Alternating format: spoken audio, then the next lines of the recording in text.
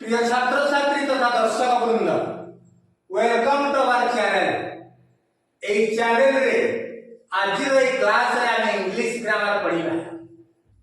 Grammar कौन से एक भाषार एक गुरुत्वपूर्ण अंग। Grammar is the most important part of a language. Grammar व्यतीत गोटे भाषार कौन सी भी मूल्यबोध न थाए। तेणु ग्रामर और भाषा, व्याकरण और भाषा परस्पर परिपूरक। व्याकरण निर्दिष्ट नीति नियम द्वारा भाषा को रचना करा जाय है। तेणु गोटे भाषा शिखिबा पई ग्रामर एक अपरिहार्य अंग। आमे भाषा शिखिबा हेले आमको सर्वप्रथमे ग्रामर विषय किसी धारणा रखा पड़ो।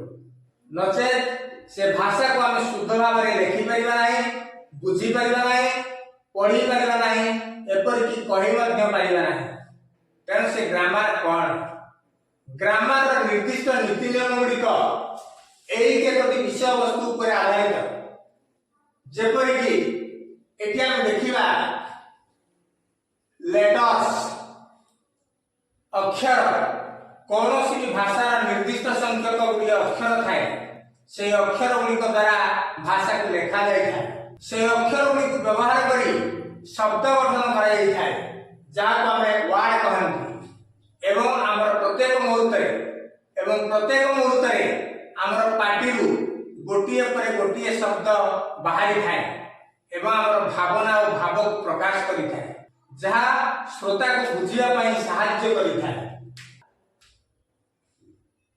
से शब्द गुड़िकर गोटे गोटे निर्दिष्ट अर्थ थाए एवं जेतेबेले से शब्द गुड़िक वाक्य कथा व्यवहृत होती सेगुड़िकर निर्दिष्ट गोटे गोटे कार्य थाए एवं निकटतर शब्द मान सहित निर्दिष्ट संपर्क थाए एवं कथा भितर वाक्य भितर सेगुड़िक निर्दिष्ट स्थान दखल करिथांती।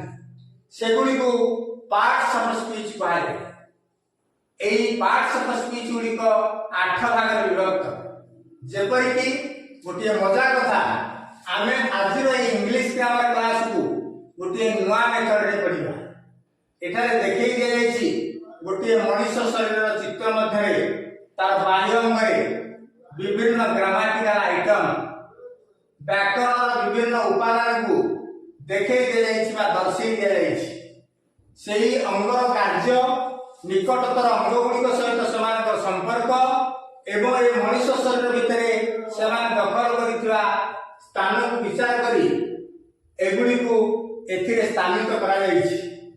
जेपरिक से 8 प्रकार पार्ट ऑफ स्पीच हैला noun, adjective, adverb, verb, interjection, conjunction, preposition and pronoun. ए 8 प्रकार पार्ट ऑफ स्पीच को नहीं आमे भाषा वाक्य गठन करिथांती। जेतेबेले भाषा वाक्य को आमे गठन करिथांती सेथिरे विभिन्न अंश सब व्यवहृत होइथांती। सेगुड़ी को पैटर्न्स ऑफ सेंटेंस कहाଯାଏ। जेपरिक चित्र रे देखै दिया जायछि S for subject, P for predicate, V for verb, O for object, A for adverbials and C for complement.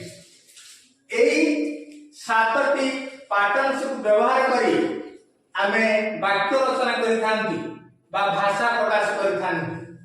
फल रे ए भाषा हमको सहज बुझिबा पाई जानिबा पाई सुविधा है। समय हम देखिबा एई पैटर्न्स ऑफ सेंटेंस गुड़िकर निर्दिष्ट गोटे धर्म बा गुण थाए। सेगुड़िक एई भली भाव में देखै दे जायछि। हमर एई डाहाण हातरे एस सब्जेक्ट थिया बेले बाम पट हातरे ओ ऑब्जेक्ट अछि। A subject and object of a sentence गोटे वाक्यर कर्ता एवं कर्म एई दुटु हमको मिली थाए सेंस बा अर्थ किछि धारणा मिली थाए। सेंस ऑब्जेक्ट मध्य मिली थाए सेंस, किंतु छाती रे हमर देखै दिया जायछि V verb as the verbal pattern of the sentence. वाक्यर क्रियापद बा क्रिया क्रियांश बा क्रियापद को प्रकाश करुवा अंश को भर्बाल पैटर्न कहा जाए। ए भर्बाल पैटर्न रे हमको मिली थाए सेंस सहित टाइम रो संयोग होई थाए। ए भर्बाल पैटर्न रे हमको सेंस सहित टाइम रो संयोग होई थाए। तेनो मिली थाए टेंस तेनो सेंस प्लस सेंस एई भली भाव रे सेंटेंस तैयारी करि थाए जा कि हमें पादर लिखे दिछन सेंटेंस। एतद व्यतीत भाषा शिक्षा क्षेत्र में आउ गोटे गुरुत्वपूर्ण उपादान हैला clause and phrase CLAUSE clause and phrase clause and phrase खंड वाक्य और वाक्य खंड क्लोज एंड फ्रेज खंड वाक्य और वाक्य खंड एगुड़िक वाक्य को सरस सुंदर करने साहाय्य करिथाନ୍ତି। आउ मध्य जेतेबेले हम गोटे वाक्य प्रकाश करिथाउ से वाक्य गुड़ी को तार अर्थ दृष्टि बा सेंस दृष्टि सेगुड़ी को हम दुई प्रकार प्रकाश करिथाउ प्रत्यक्ष एवं परोक्ष। जो वाक्य गुड़ी को प्रत्यक्ष भाव में प्रकाश करिथाउ सेगुड़ी को डायरेक्ट स्पीच कहा जाए एवं जो गुड़ी को परोक्ष भाव में प्रकाश करिथाउ सेगुड़ी को इनडायरेक्ट स्पीच कहा जाए। ठीक से भाव में अर्थ दृष्टि वाक्य को मध्य आउ दुईटी प्रकार प्रकाश करा जाई पारे आउ दुई प्रकार प्रकाश करा जाई पारे सेगुड़ी कहला एक्टिव एंड पैसिव कर्तृवाच्य एवं कर्मवाच्य।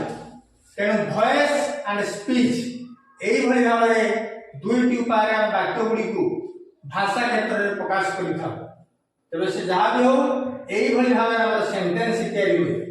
सेंटेंस हमर पादर देखि जायछि भावार्थ दृष्टि ए सेंटेंस गुड़ी को अनेक प्रकार करा जाई पारे किंतु सेगुड़िकर गठन दृष्टि सेगुड़िकर गठन शैली दृष्टि सेगुड़ी को सरल यौगिक एवं जटिल simple compound and complex sentence एई भली तीन प्रकार प्रकाश करा जाई पारे। तबे व्याकरण समस्त विषय वस्तु एतिक मात्र एई समस्त विषय वस्तु को भल भाव में बुझी पारे जानि पारे आम इंग्लिश भाषा को अति सहज रे बुझी पारिबा लेखि पारिबा पढ़ी पारिबा एवं कहि भी पारिबा। आमे जदि एई उपाय को अवलंबन करिबा आमे जदि आज एई उपाय को अवलंबन करिबा ताहले खूब अल्प समय मध्य इंग्लिश ग्रामर को अति सहज एवं सरल भाव में आमे बुझी पारिबा जानि पारिबा। एठी प्रकाश करा जाई पारे जे मनुष्य शरीर विभिन्न व्यायाम रे देखै जायतिबा ग्रामर रो उपादान गुडी को एथि पय ले जायछि जे मनुष्य शरीर होছে एक भाषा यंत्र human body is the language machine. मनुष्य शरीर नथिले भाषा व्यवहार करि पारते नाही। मनुष्य शरीर रो भाषा निर्गत होथिबारु मनुष्य शरीर को एक भाषा यंत्र बा लैंग्वेज मशीन कहा जाय। पिला माने ए वीडियो तुमको जदि भल लागि थाए तमे आके फॉलो कर लाइक कर एवं गोटे पर गोटे वीडियो तुम पाखे पहुंचे दी खूब शीघ्र में समुदाय इंग्लिश ग्रामर को अति अल्प समय मध्य अति अल्प काल मध्य शेष कर दी पारिबा। फल तुम सहज इंग्लिश शिखि पारिबो एवं जानि पारिबो। धन्यवाद।